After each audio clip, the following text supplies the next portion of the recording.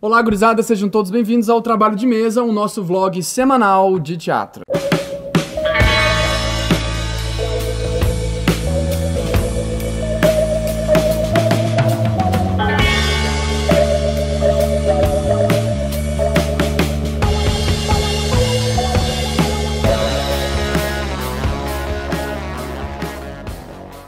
O vídeo dessa semana será um top 10 de frases de teatro. O tema dessa semana é uma sugestão do Heineken e a gente elencou 10 frases de peças importantes da dramaturgia teatral e eu espero que vocês gostem bastante. Eu também espero.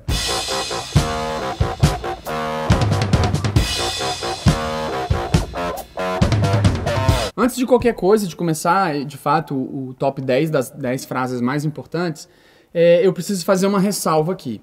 É claro que qualquer lista de top 10 do mundo sobre frases de teatro, a primeira colocada seria Ser ou Não Ser, eis a questão do Hamlet Shakespeare. É claro.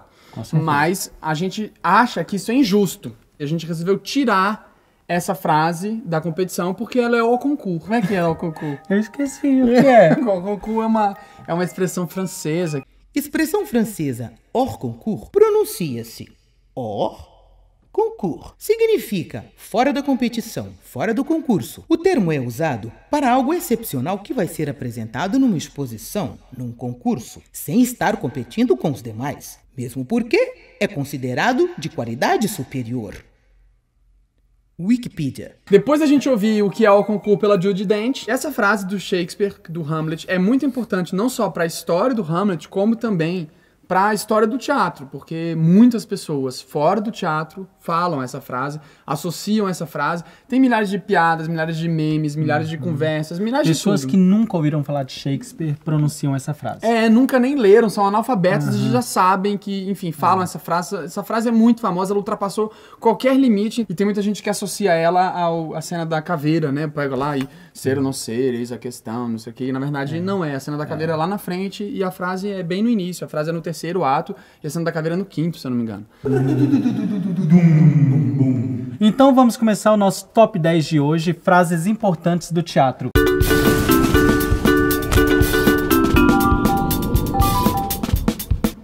Em 10º lugar, na 10ª posição, está uma frase que ultrapassou o limite do teatro e uma frase que é repetida por muitas pessoas, mesmo que elas não saibam. Essa frase saiu de um texto de teatro, do importante autor Ariano Suassuna, no texto Alto da Compadecida. O Ariano Suassuna, que nos deixou há uns dias atrás, infelizmente, foi um dos caras célebres da literatura teatral. Será? Não sei, só sei que foi assim. Ficou com a 10ª posição, não sei, só sei que foi assim, uma frase dita pelo Chicó. Pelo Chicó. Dita pelo Chicó, pra contar suas mentiras pelo mundo afora. Todas as pessoas que viram o filme ou que viram a minissérie sabem. O que é bacana porque essa frase, ela se popularizou principalmente por conta da TV e do cinema.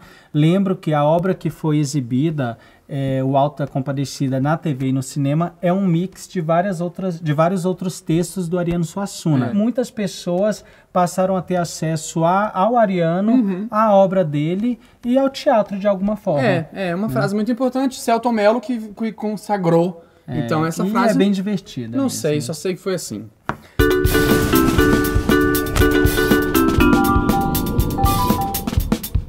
Em 9º lugar, ganhou dessa frase, mas não tanto. Está também uma frase que é super, ultra conhecida.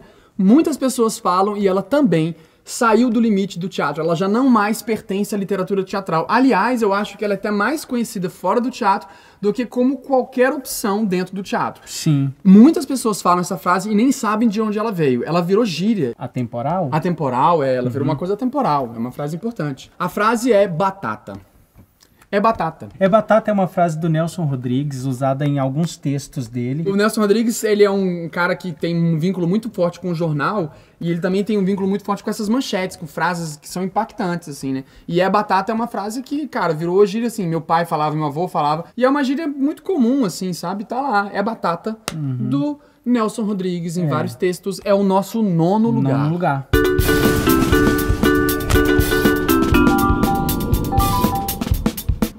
A nossa 8ª posição desse nosso top 10 está com uma peça que é filha de outra peça. E essa peça, ela é como se fosse o casamento entre a Medéia, o Paulo Pontes e o Chico Buarque. Exato.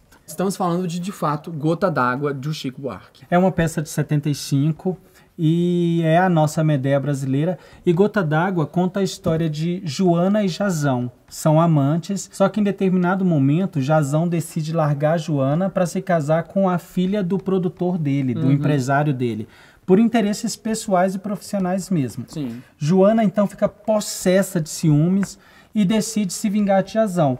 Para isso, ela decide matar os seus 2 filhos com Jazão e depois se suicidar. A gente escolheu uma fala em que os dois estão discutindo porque Jazão quer ter acesso aos filhos. Ele quer chegar nos filhos e ela não quer deixar. E é o maior insulto. Ela tá no nosso top 10 porque ela representa um insulto de um nível estratosférico, cara. E aí a gente coloca essa frase também para demonstrar o que uma pessoa enciumada é capaz de dizer. Segura a cadeira aí. Já disse que de ti não quero nada, mas todo pai tem direito a ver seus filhos. Meus filhos, eles não são filhos de Jazão. Não têm pai, sobrenome, não tem importância. Filhos do vento, filhos de masturbação, de pobre, de imprevidência e da ignorância. São filhos do meio-fio de um beco escuro. São filhos de um subúrbio imundo do país. São filhos da miséria, filhos do monturo que se acumulou no ventre de uma infeliz. São filhos da puta, mas não são filhos teus, seu gigolô. Cara, é muito tenso. Ela é doida, Isso Joana é piradíssima. Cara. Falar que eles são filhos de um meio-fio, mas não são filhos teus. Eu teria mandado prender, Joana.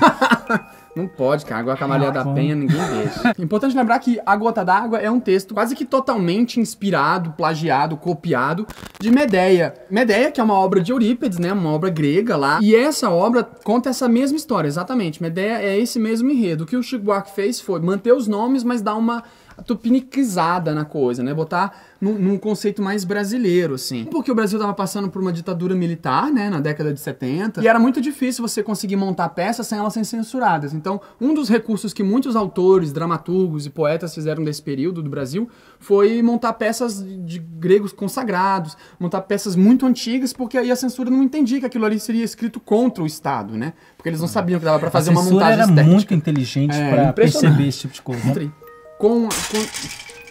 Tá, então vamos para nossa próxima posição.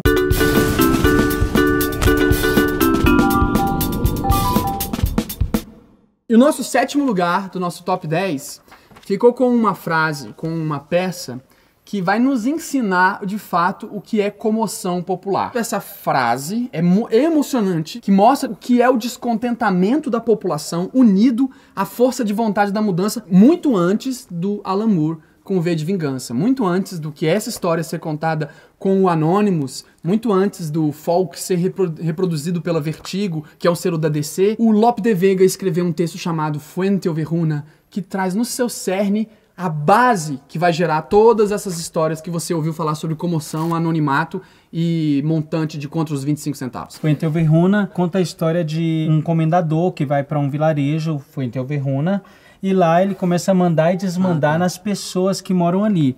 Ele usa do poder que ele tem para se aproveitar dessas pessoas todas, principalmente das mulheres. Tipo um ditador. Ele é um ditador. Canalha. E ele se apaixona por uma jovem, a Laurência, e que não corresponde às investidas dele. Então, no dia do casamento dela, ele manda prender o noivo e leva ela até a casa dele, e lá ele a estupra. Só que ela consegue fugir. Ah, garota esperta. E convencer todos os moradores de Fuente Overruna de que ele merece morrer, de que ele necessita morrer. E ele é assassinado. Matam ele. Exato. Os reis decidem por justiça, decidem que a justiça precisa ser feita. Faz um julgamento. Então fazem um julgamento. E no julgamento eles começam a interrogar as pessoas e começam a perguntar quem matou o comendador. E todos respondem o que é a nossa frase: foi Fuente Overruna. Foi Fuente Overruna. Quem são os culpados? Fuente Overruna. Ela demonstra justamente todo esse descontentamento de uma população unida. Isso no século XVII, um autor escrever sobre isso. É um texto muito bacana, vale muito a pena ver, porque tem toda essa simbologia de você poder botar a culpa em todas as pessoas por uma justiça real, e aí a culpa não ser feita por ninguém. A gente escolheu essa e colocou essa como uma 7ª posição, porque ela faz um paralelo direto com uma coisa que aconteceu aqui no Brasil. Sim. Aqui em Brasília, em 2006, né? Isso, em 2006, 28 de junho de 2006. Você já ouviu falar sobre aquele fenômeno, a Catedral Rosa? A Catedral Rosa foi um manifesto artístico, plástico, que consistia em chamar a atenção da população para os preconceitos com a homossexualidade. Só que eles resolveram fazer esse manifesto de uma forma muito criativa, que foi tingir a catedral toda de rosa com luz. Não um vandalismo. Eles chamam até de terrorismo cultural. Na época, em 2006, eu lembro que esse manifesto entrou na internet e as pessoas todas divulgaram e tal, e não tinha quem era o autor. Eu vou deixar o manifesto aqui pra você e vou deixar um link aqui pra você ver o vídeo. E no final eles escreviam: tornemos a autoria da Catedral Rosa de todos, pois quando perguntarem quem foi, diga que fomos nós, porque assim seremos muito mais. Claro que depois, hoje, se você for procurar, você vai ver que ele já diz quem foi o autor. Inclusive o canal do cara já tem até o nome. Porque hoje é uma coisa interessante. E hoje virou uma moda. Quando tem Outubro Rosa, eles pintam de rosa. Uma coisa é fato, independente... Eu cansei de Sim, só que Outubro Rosa nos Estados Unidos, as pessoas botam roupa rosa. E aí aqui eles passaram e aqui eles tingiram o negócio de rosa. E eu não sei se isso está vinculado justamente a essa criação, porque foi um rebuliço.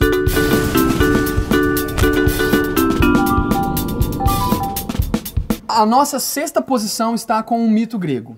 O mito grego do feminismo. Nossa. O mito grego baseado numa comédia de Aristófanes. Aristófanes e não Aristóteles. Aristófanes, dramaturgo, Aristóteles, filósofo. Escreveu Lisístrata, que é o dramaturgo. Aristóteles é o filósofo matemático. O Aristófanes, ele escreveu essa peça chamada Lisístrata, ou A Greve do Sexo. Esse texto aí eu sugiro que você leia, se você quer se divertir aí, no próximo mês tem uma coisa para você ler, porque esse é fantástico. Lisístrata conta a história de duas cidades gregas que estão em guerra, Atenas e Esparta. Os homens estão guerreando e as mulheres não concordam com aquilo porque a Grécia ficou muito vulnerável à invasão de outros países. Então essas mulheres de Atenas e Esparta, que são inimigas, decidem se juntar e juntas elas decidem fazer uma greve de sexo, porque elas querem que os maridos optem pela paz.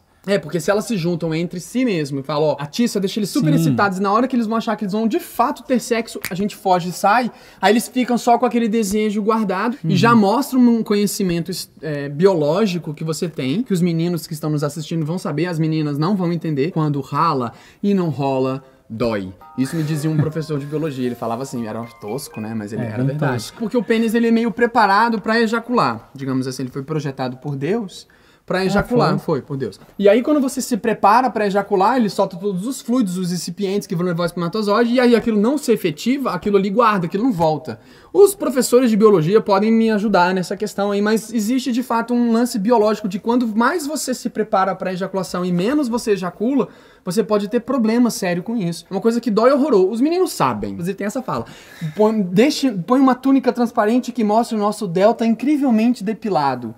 E aí a gente atiça, e eles vão achar que vai rolar. E aí a gente foge, deixa eles lá, na pobre condição do homem desesperado. E o contexto da nossa frase, qual é? O comissário foi enviado à cidade, onde a Lisístrata está lá tomando conta, para tentar resolver essa situação. E, em primeiro lugar, Lisístrata fecha o tesouro da Acrópole, que é uma espécie de banco central, mais ou menos. Chega o comissário, o comendador, ou sei lá, enfim, o ministro, e aí ele fala pra Lisístrata, vocês precisam liberar esse dinheiro. E o texto dele é super de desdenho, assim, sabe, em relação à causa, porque ele não acredita naquilo, ele é meio ancião também. Aí lá, pelas tantas, a Lisístrata vai e fala, vocês têm que voltar e acabar com essa guerra porque as mulheres estão envelhecendo aqui. Aí ele responde, mas você também acha que o homem lá na guerra não fica sozinho, não fica desesperado, também não envelhece?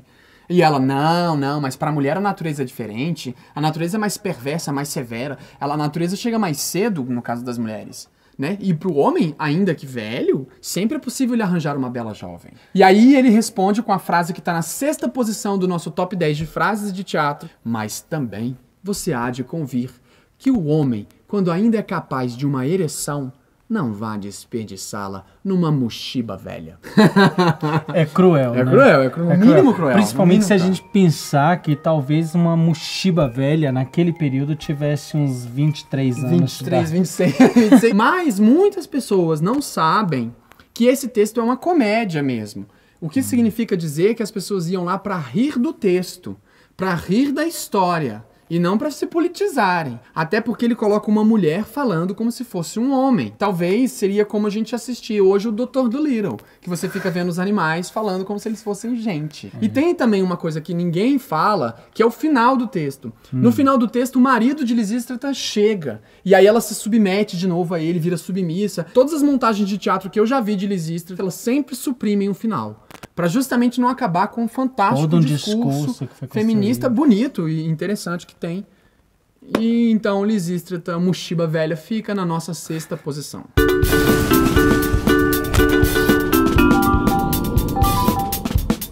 E a nossa 5ª posição é uma frase de 1940, inocente e cômica. E cômica. É uma frase Bem leve, cômica. que não significaria nada dentro do contexto da própria peça se a gente não desse um olhar pra ela distinto. Ela, hoje, puxada de 1940 para aplicar agora, na nossa vida atual, Sim. ela seria a maior denúncia da mobilidade urbana. Estamos falando da frase de Bertolt Brecht no texto Terror e Miséria do Terceiro Reich, na cena O Espião. Conta a história de uma família na Alemanha nazista, naquele momento em que, naquele estado de pânico, que está dentro de casa num dia de chuva. O patrão da família decide não atender um telefone e pede para que a empregada diga que eles não estão em casa. A partir desse momento, cria-se todo um transtorno entre ele e a esposa, porque eles começam a acreditar que as pessoas não irão acreditar neles, simplesmente porque está chovendo. Sim, E seria claro. impossível Ninguém uma sai na pessoa chuva. não estar em casa num dia de chuva. Isso. E aí aquilo tudo começa a irritar o cara e ele vai e solta essa frase. Ai, não se pode viver num país em que um dia de chuva é uma catástrofe. Que ele tá fazendo uma crítica à ideia de que, de fato, a chuva não representa motivo pelo qual uma pessoa não possa sair de casa. E então essa não pode ser usada como uma desculpa para eles não quererem ver ninguém, logo ficarem incriminados perante o nazismo como maus. Não se pode viver num país em que a desculpa de um dia de chuva se transforma em uma catástrofe. Mas, para os nossos dias atuais, É impossível sair de casa num dia de chuva. Se você pegar ônibus, então, já era. pode desistir. Né? Nem Você tá guarda-chuva andando funciona, Não, eles não. viram do avesso o E as tempo paradas todo. de ônibus que são pra cima? E carro que você tem que ir submerso. Porque ele previu... Previu que de fato um dia de chuva viraria uma catástrofe. Fica então no nosso 5º lugar, Bertolt Brecht.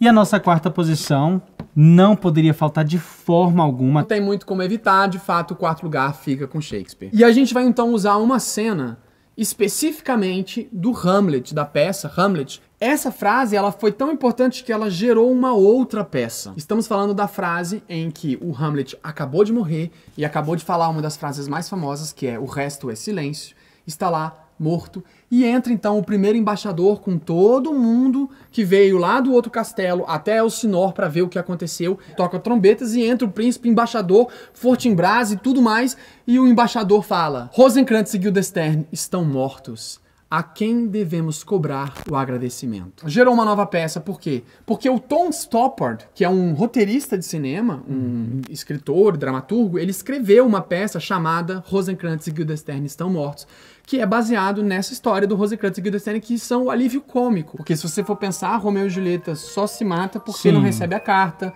Hamlet troca as cartas, né? E o correio não chega avisando, Todas aí o essas Rosencrantz falhas morre. na comunicação. Enfim, é o correio já desde cedo mostrando a sua improvidência. Hoje seria Tim. E esse autor, o Tom Stoppard, ele também escreveu um filme que você já ouviu falar e talvez você já tenha visto muito, e que é a melhor referência para quem quer começar a estudar Shakespeare, que é Shakespeare in Love, que é o Shakespeare apaixonado. O roteiro é do Tom Stoppard, que também escreveu o Rosencrantz e Guildenstern estão mortos. Fica então com a nossa 4ª posição. 4ª posição.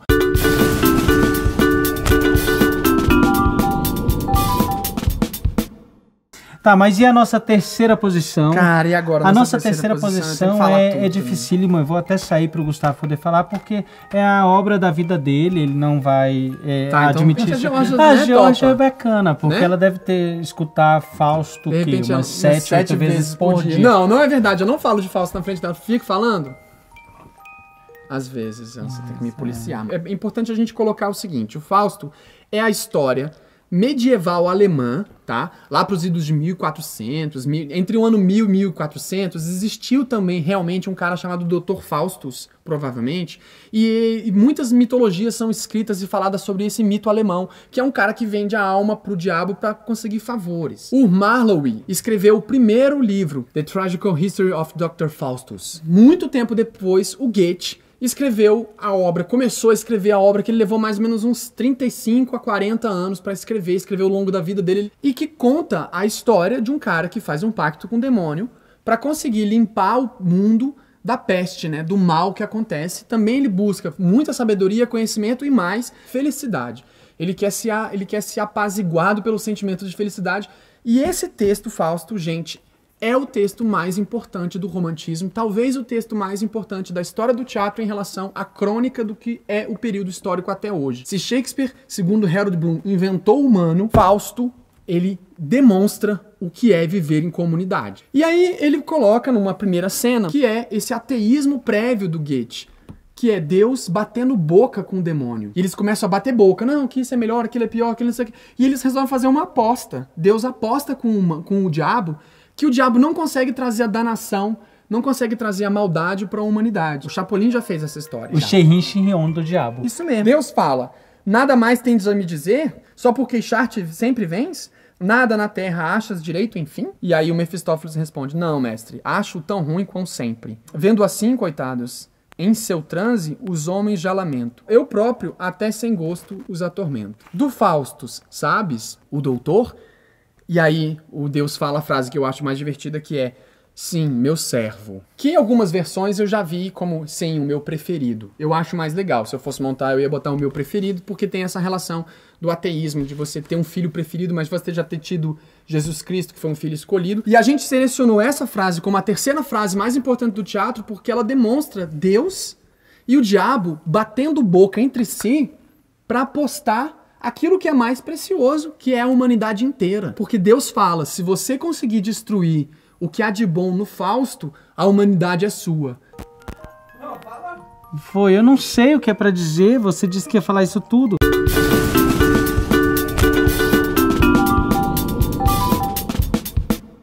Shakespeare entra como Hamlet de novo, nossa segunda posição, é a segunda frase mais importante da nossa lista. É uma cena em que tá bem no início da peça, o Cláudio, que é o rei, está falando a todo o clero, a toda a população, que ele vai casar com a mãe do Hamlet, e o Hamlet tá super depressivo, pensando, poxa, não é possível que a minha mãe vai casar com o meu tio, sendo que o meu pai acabou de ser enterrado. Ele ainda fala que a comida que foi servida no enterro vai ser requentada para ser usado nas bodas. Vou pegar o texto em inglês, porque é no inglês que aparece, de fato, essa ideia que eu quero colocar como a segunda frase mais importante do teatro. Ah, e eu queria já pedir desculpa, Beto, por isso aqui. O Cláudio responde, But now my cousin Hamlet and my son are little more than kin and less than kind. How is that the clouds still hang on you? Not so, my lord. I am too much in the sun.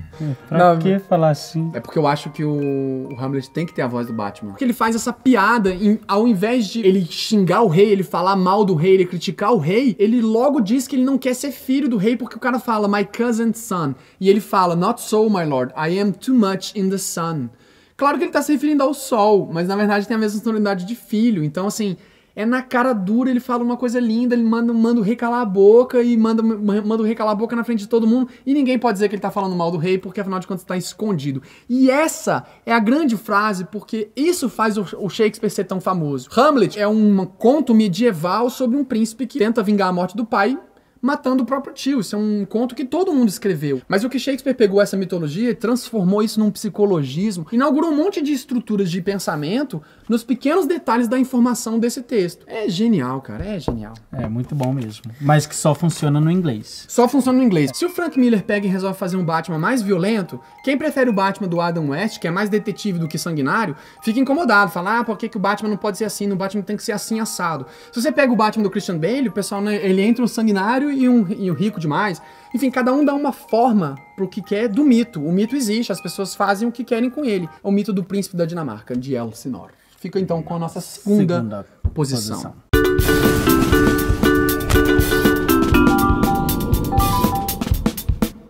E a nossa primeiríssima posição, depois de muito revirarmos os textos de teatro. Que até agora a gente está tratando autores muito importantes, autores que são cruciais para a história do mundo, para a história da humanidade.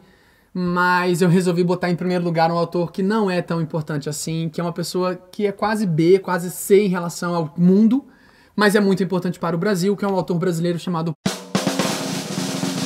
Plínio Marcos. Plínio Marcos entra na nossa primeira posição com o espetáculo Balada de um Palhaço, porque ele fala uma frase na Balada de um Palhaço, o personagem fala uma frase que resume exatamente o atual momento que a gente está vivendo, que é sobre o nosso consumo e o modus operandi como nós estamos lidando conosco e o meio ambiente. A Balada de um Palhaço, para quem não sabe, conta a história de dois palhaços nos bastidores de um circo, estão discutindo questões pessoais, profissionais. O Bobo Plim é um palhaço mais espiritualizado, filosófico, que pensa muito no artístico, e ele já não gosta mais daquilo que ele tem feito. E ele tem buscado alternativas de se chegar num outro lugar e se realizar com isso tudo. O Menelau, que é o dono do circo, é um palhaço mais vivido que o Bobo. É o chefe do Bobo. É o chefe do Bobo. Ele já passou por essas questões todas e ele já não dá tanta importância a elas. Ele entende que fazer arte é também ganhar dinheiro. E que ele quer ganhar dinheiro. Ele é um capitalista... Não é perverso, não é cruel. Não. Na verdade, o texto é uma briga entre um cara que tá querendo viver de arte pelo amor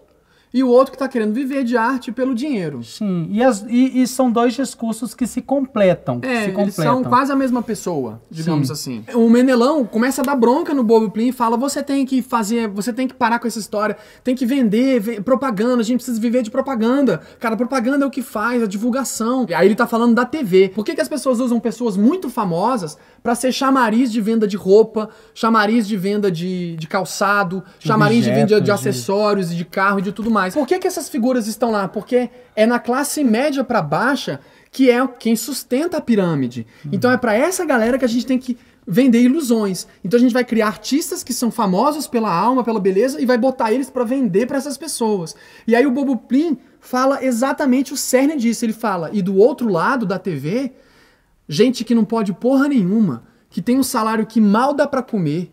Aí vem um astro, a estrela, e manda eles comprarem. Comprem, comprem, comprem.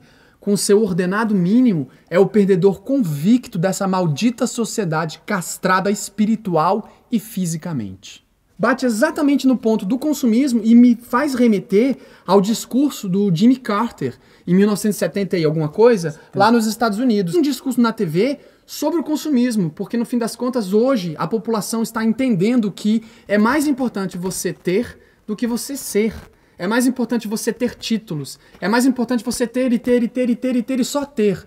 E não mais você ser alguma coisa, carregar dentro de você aquilo pra você, poder usar isso em qualquer lugar. E a gente tem vivido diversas situações, por exemplo, São Paulo com o racionamento da água, pessoas que estão morrendo em portas de hospitais. O Nordeste, racionamento de água já há milhares de tempos. E outras tantas situações por conta desse consumismo louco que a gente vive diariamente. Ou seja, Plínio Marcos nos ensina: economizem água e economizem energia. E com isso a gente consegue, enfim, terminar essa lista enorme, difícil, muito difícil de conseguir 10 frases, até porque existem muito mais de 10 frases, existem muito mais de 10 textos que gerariam mais de 10 peças que gerariam mais de 10 frases. Então tá, gurizada, eu queria agradecer imensamente vocês terem chegado o vídeo até esse ponto, porque ele provavelmente deve ficar muito grande. Realmente é um trabalho que a gente faz esperando que ele gere não só conteúdo, mas diversão, e a gente faz isso por amor, porque a gente ainda não recebe nada pra isso. E dizer também que nós temos a nossa página no Facebook, Trabalho de Mesa. Entrem lá, curtam. Clica aqui embaixo se você gostou. Clique em cima para você se inscrever no canal e receber as atualizações. Muito obrigado a todos e... semana que vem, um novo vídeo sobre teatro. Até mais. Até mais.